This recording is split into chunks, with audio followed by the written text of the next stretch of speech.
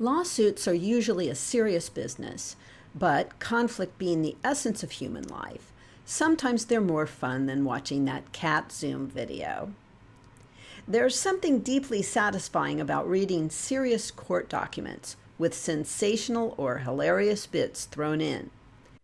Heather thinks about software. That's definitely the case with the ongoing lawsuit against Craig Wright, the man who claims to be Satoshi Nakamoto, the creator of Bitcoin. Nakamoto is widely known to be a pseudonym, and the identity of the creator of Bitcoin is not known. Various people have claimed to be the real Nakamoto over time, in a game a little like Digital to Tell the Truth. He's like the Banksy of crypto. In 2008, Satoshi Nakamoto published a white paper called Bitcoin, a peer-to-peer electronic cash system, on a cryptography mailing list. Satoshi's last message on the Bitcoin forums was posted in December 2010. The rest is history, but it's worth noting that Nakamoto owns between 750,000 and 1,100,000 Bitcoin. When Bitcoin hit its high of 68,000, that would have made his net worth up to 73 billion US dollars, making him the 15th richest person in the world at the time, according to Wikipedia. In any case, this is buy your own island rich. By the way, if you actually want to buy an island, the entry price is probably around 100 million. But I don't think they come with flood insurance. Over time, various men were identified as candidates for Satoshi Nakamoto. One was actually named Dorian Nakamoto, but he has stated outright that he is not Satoshi. The other top candidates are Nick Szabo, a computer engineer and legal scholar who pioneered smart contracts, and Craig Wright, an Australian computer scientist. Of these, only Wright claims to be Nakamoto, and he has tried to benefit from the claim. Some people think Nakamoto is a pseudonym for a group of people. The pronoun we is used throughout the original white paper. Satoshi means intelligence or wisdom in Japanese, which lends a small glimmer of truth to this idea. There is even a Pokemon character called Satoshi. His name, by the way, in English is Ash Ketchum. Catch him if you can. Wright's claims are generally regarded as false. I mean, if you were worth that much money, even in Bitcoin, why would you be running a normal business?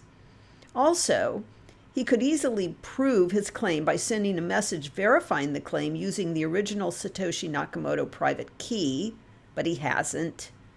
Wright registered U.S. copyright in the Bitcoin white paper and the code for Bitcoin 0.1 in April 2019, but that proves nothing because the Copyright Office does not verify identity or copyright claims.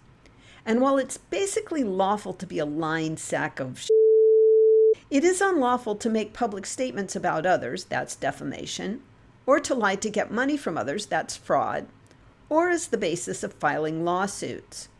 I'm a lawyer and I don't even know exactly offhand what that would be called. Maybe perjury, maybe abusive process, but believe me, you don't want to do it. Wright has fought various legal battles, but the case in the news these days was brought by the Crypto Open Patent Alliance, or COPA. COPA first filed a lawsuit in the UK in April 2021, disputing Wright's claims and requesting that the UK High Court of Justice issue an injunction against Wright. The suit is not going well for Wright. One witness said he had asked at a dinner with Wright questions only Nakamoto could answer and got Star Trek-style technobabble in response. Another witness said he was inaccurately referred to as Norwegian by Wright, despite Nakamoto's clear recognition of his Finnish origins. I'm not sure if that's good or bad. There was other odd testimony. Wright's sister said that she saw Wright walking in the park at the age of 18 wearing a ninja costume. You see, he liked Japanese stuff. So clearly he is Satoshi. I want to be Satoshi too, as long as it makes me the world's richest woman. What do you think? I like sushi a lot. No, you're right, it doesn't work. Among other things, Wright is promoting Bitcoin SV, a hard fork of Bitcoin worth about 1% of the value of Bitcoin. So clearly he has ulterior motives. An interesting tidbit from the court filings include a statement that the original Bitcoin white paper was written and produced in OpenOffice 2.4 as indicated by its metadata. You've got to admire that. OpenOffice 2.4 was pretty awful at the time. On the other hand, the litany of fraudulent backdating and file manipulation in the schedule of Dr. Wright's further forged documents filed in 2024 of January is also impressive. It's amazing that anyone undertook them or took the trouble to expose them, but that's what tech lawyers do. Kudos to the junior associate or trial consultant laboring in obscurity who figured it all out. For lawyers, the title of this document in the case says a lot. It contains the admirable sentence, "This schedule should be treated as annexed to the amended particulars of the claim."